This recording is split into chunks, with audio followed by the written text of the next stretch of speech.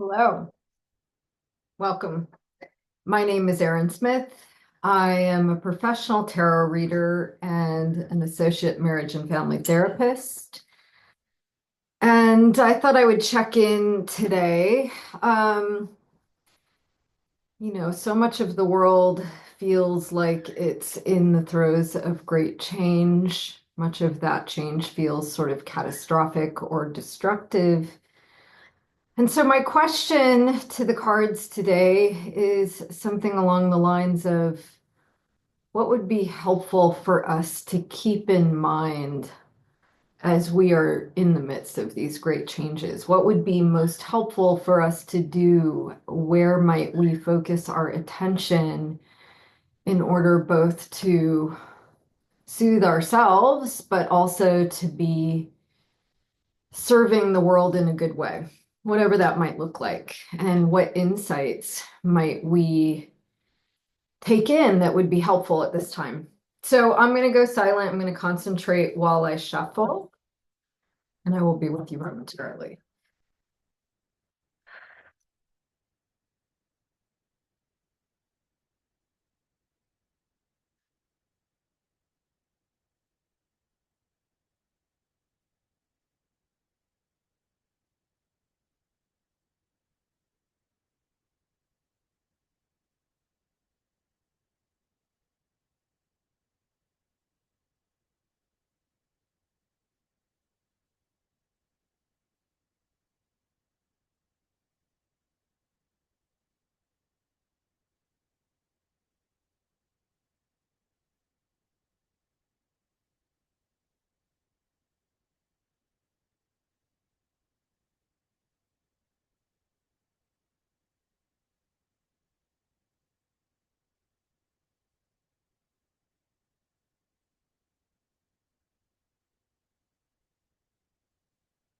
And just say a prayer over these cards.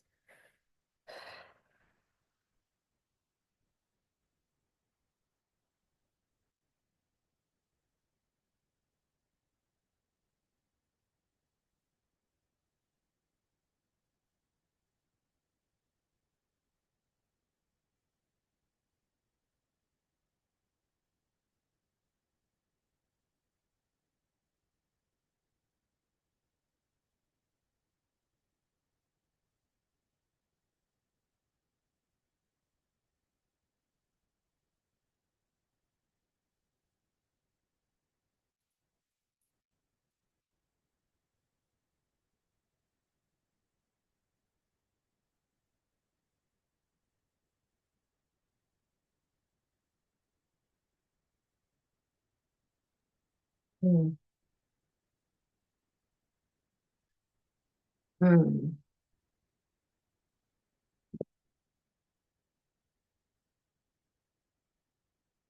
Hmm.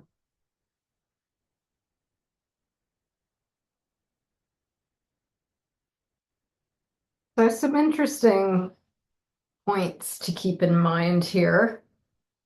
Um, First and foremost, we are being called to be more confident in our abilities to handle what's going on in the world. Not only handle it, but to meet these challenges with skillful resistance. The Nine of Wands is literally the self-confidence card. And so wand energy is about life force energy. It's the inspiration that we feel that motivates us to take actions out in the world. It's a kind of compelling energy that underlies sort of attraction and creativity. And the Nine of Wands is saying, yeah, okay, we've been knocked around in the battle of life. You can see he's he's battered and bruised. Um, yeah, that things don't look good right now, or things are challenging. They're not easy, right? And the Nine of Wands wants us to remember is that we've been here before. that we have transited challenges in the past and that we've come through our battles well. That in essence, we can take heart from knowing that both personally and collectively, we have met with difficulties that are at least of a tonal similarity to what we're going through now. I mean, certainly there's things going on right now in this country that are unprecedented, at least in my lifetime. But again, like, if you look at the course of all of human history, there are certain cycles to civilization. And it is important to note that things change, that things continue to move, and that things aren't going to be like they are right now forever. And what's more is that, and certainly we can look at this on a personal level, I will speak for myself on this level. There are periods of my life that I've come through that were significantly challenging, that when I was in the middle of it, I was convinced that I might not make it out alive. And that's actually not hyperbole. I'm 25 years sober.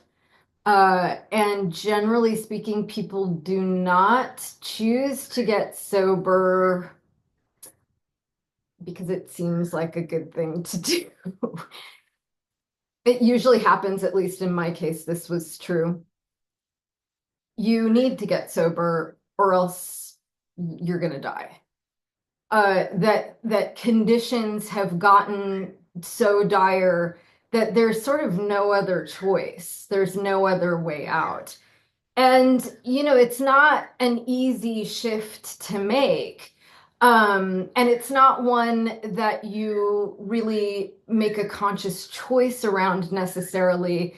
It is quite literally, in my experience, tantamount to a paradigm shift that, prior to this moment of clarity, you were on a path of self-destruction. And then suddenly there's a new vision for what must happen in order for you to embrace life, right? Remember, we're dealing with life force energy.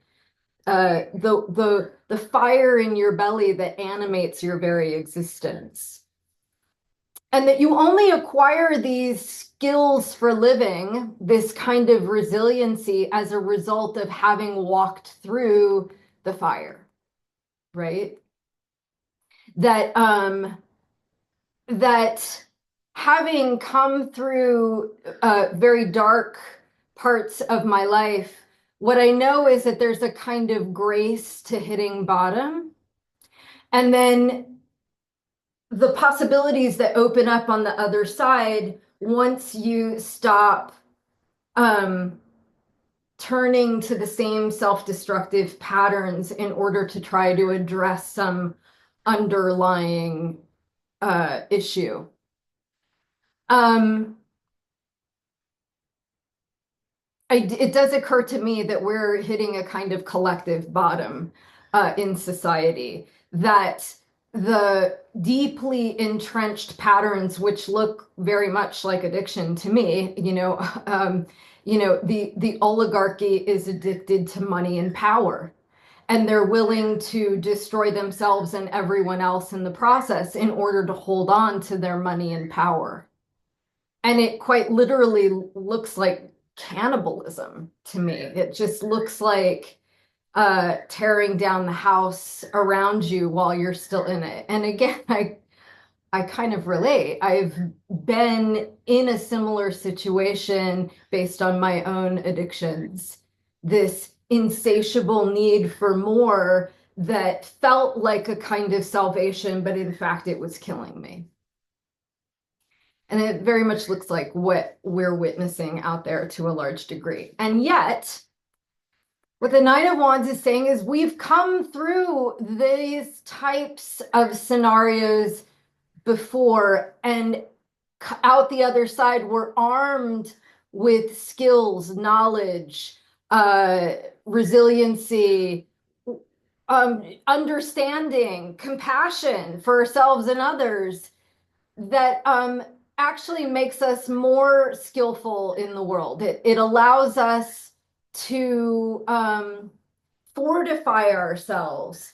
We're being called to have confidence that we can make it through this period of time and actually maybe create something new on the other side that might be more beneficial for everyone, right? It's a possibility.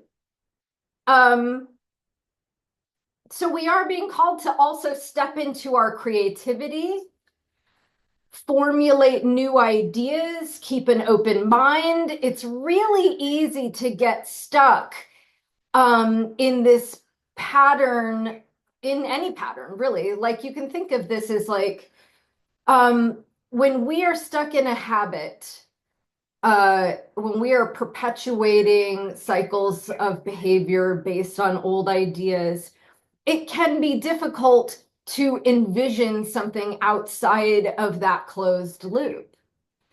Um, and in fact, really what Spirit is saying is that it requires almost like a childlike wonder, a return to this sort of innocent, creative space where we are able to envision something that maybe has never been. Similar to when you're a kid, everything is new. You don't have a whole lot of preconceived ideas about the way things should be because you don't have enough life experience to back it up.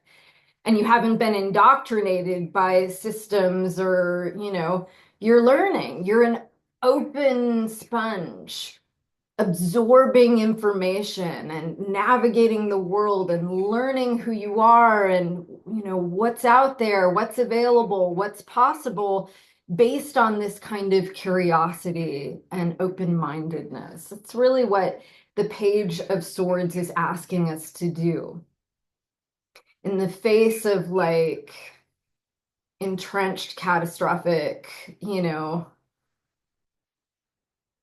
structures. How do we envision something new that might allow us to feel empowered and creative and um, be able to form a new leadership around a higher vision for our lives and for the lives of others? ACEs are like getting a divine download from the universe. It's like receiving a vision, receiving an insight in a flash of inspiration. And it's a very high octave energy. It is saying that rather than having this narrow, limited view of what's possible, we want to stay open and receptive to receiving some divine insight. Again, that has this tone of like creative leadership, creating, so being empowered and you know the the higher octave of the king is the benevolent leader. The lower octave would be the tyrant. um and we have it within us, depending on how conscious we are about our choices and our actions. We have it within us to be either archetype.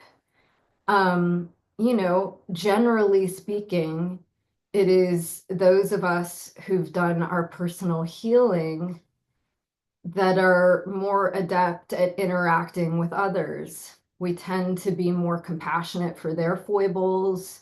We tend to make more space for the differences of others. We tend to celebrate another person's gifts without being jealous or competitive.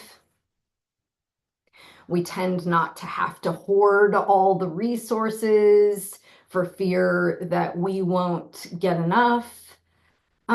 So many of the behaviors that we're seeing amongst the ruling class at the moment are indicative of severe attachment wounding. What it looks like to act out our own fears and insecurities and project them out into the world. And again, when it's this disowned shadow, it looks really destructive. I mean, it can be really destructive. And so I think we're being called to be conscious of our choices, conscious of our actions, coming from a place of empowerment, passion. I mean, in some cases, maybe even anger and resistance. Like it's appropriate to feel angry when somebody is trying to suppress you. It is appropriate to feel angry when somebody's trying to steal your social security that you've been paying into your entire life. It's been taken out of your paycheck for decades. It is appropriate to be angry when an unelected official is shutting down social services and he has no power to do so. It's appropriate to be angry when we are seeing a kind of dictatorship um, come into being before our very eyes. Um, and again, I think the idea here is to hold a new vision for what might be possible, and then to have confidence that we have the power to enact change in the face of all of that. Okay, so this one is super interesting. Here's the way I usually describe the Seven of Pentacles. It's like you have the soul of a poet, but you think to yourself, nobody makes a living being a poet. I'm going to be a banker instead. And this card is like, that's not going to work out at all. It will be like the fruit rotting on the vine.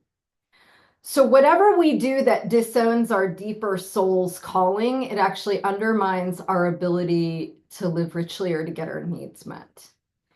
And so really what this card is about is living inauthentically, acquiescing or settling to the status quo because we think that that's what we need to do in order to get our needs met. In order to make a living, I have to just do the thing that's expected of me so that I can get paid, so that I can pay my bills and eat.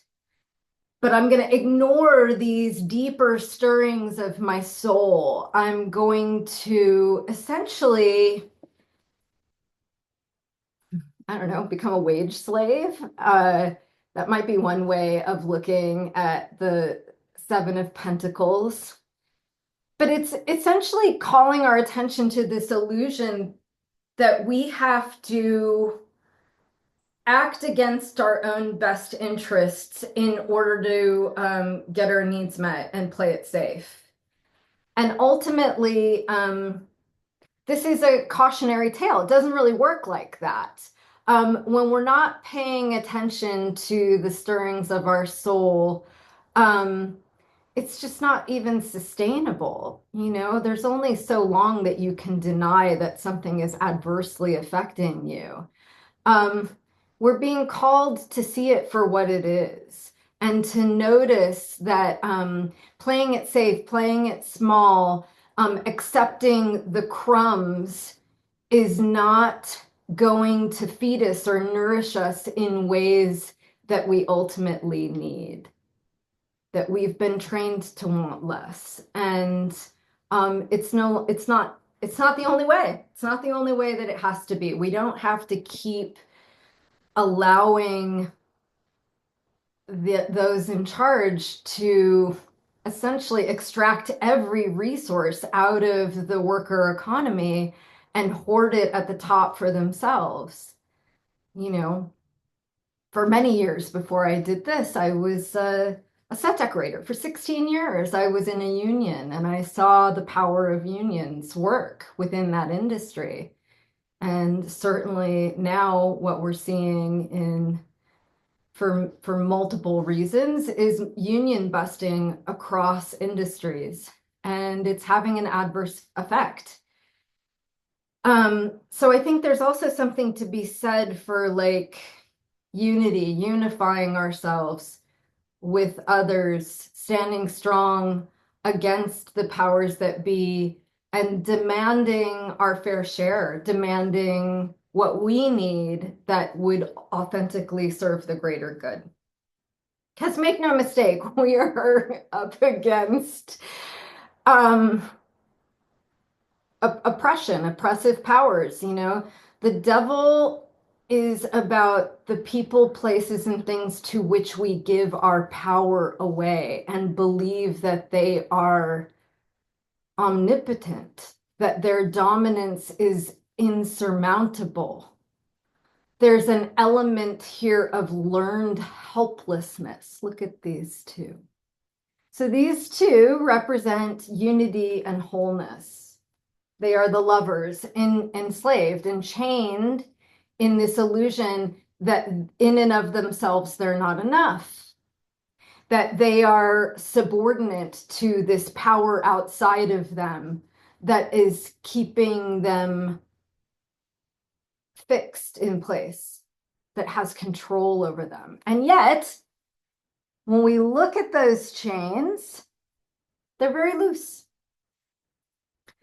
When we are able to identify that we actually do have power in unity, and we do have the power to free ourselves from this bondage of a system that's trying to suppress and repress this unity and wholeness, then we can be free. We can set ourselves free.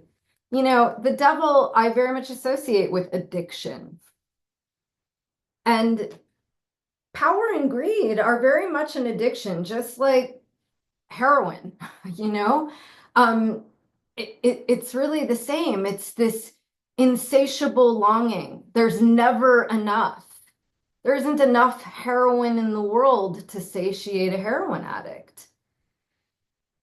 Um, and clearly that is true for these people in power. There's just no end. Like, why do billionaires need more tax cuts? How much more money do they actually need? To to all of us observing on the outside, it looks like pure insanity. Very much like the insanity of drinking yourself into the grave. And so it is up to us to free ourselves from this bondage, this illusion that this is just the way it has to be and that we are at the mercy of the powers that be. It is a falsehood.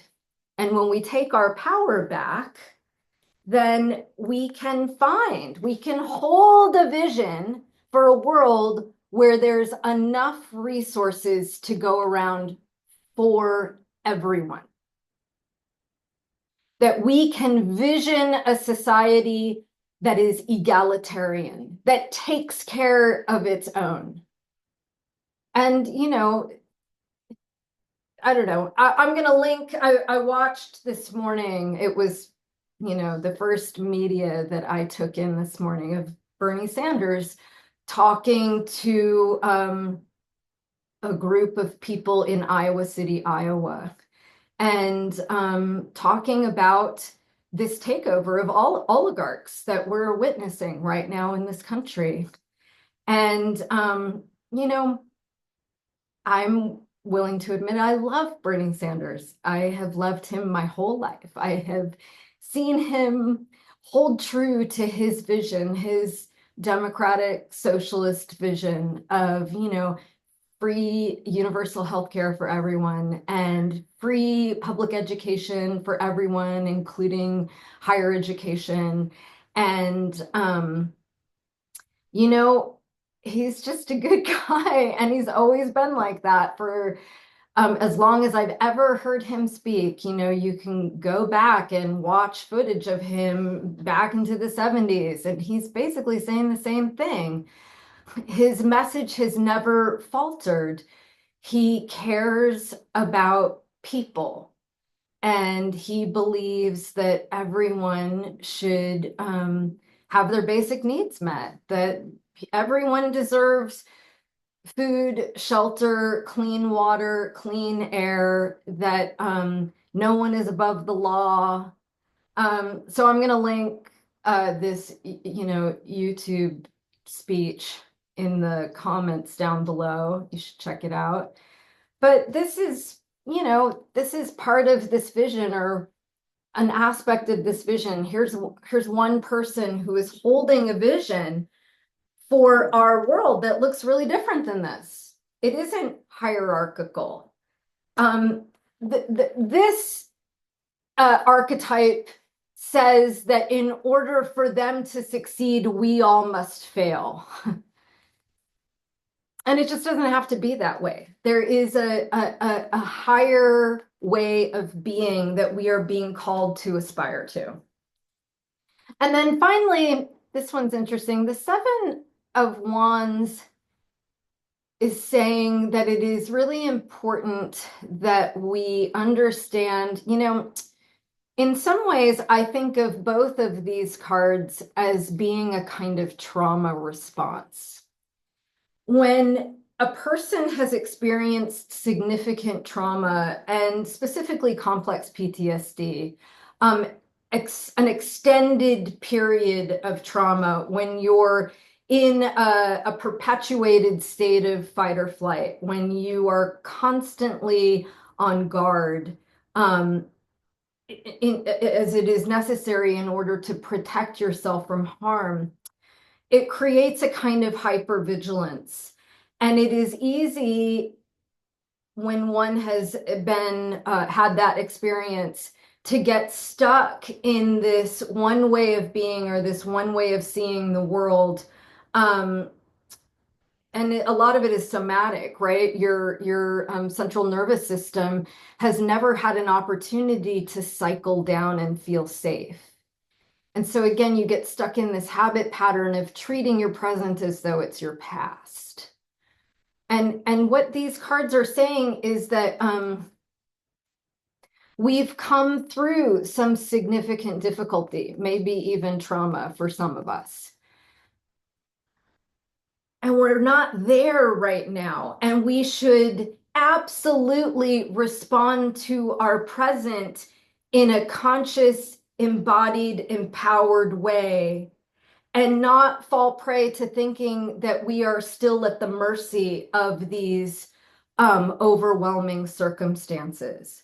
We have to acknowledge the power that we hold today. So the Seven of Wands says that we have overcome significant obstacles in order to get to where we're at today in the present. It hasn't been easy, and we've had to be like a warrior. We have had to fight in order to survive certain circumstances that most assuredly could have killed us. Again, I'm speaking from personal experience. And yet what the Seven of Wands wants us to know is the heavy lifting is over. That it isn't us against the world, it's actually us being supported by the world. That we can combine our efforts. We can recognize in one another a safe haven, an empowered force that can work against the status quo and create a society of stability and safety that can be the foundation for all of us. And so in some ways, what Spirit is asking us to do is to not be hypervigilant or hyper reactive, but to harness our anger and resistance by coming together and understanding that we have it in us to implement a new vision, one that takes care of everyone's needs, and that we no longer have to live like this. So that's my interpretation of this poll. And I hope there was something in there that was helpful to all of you. And know that I am, trying to do my part, um, staying out of debilitating despair, taking right action. I'm involved in community building, so I am seeking to align myself with like-minded souls and support one another, and try to build a better world. So many blessings to all of you. Much love. Take care.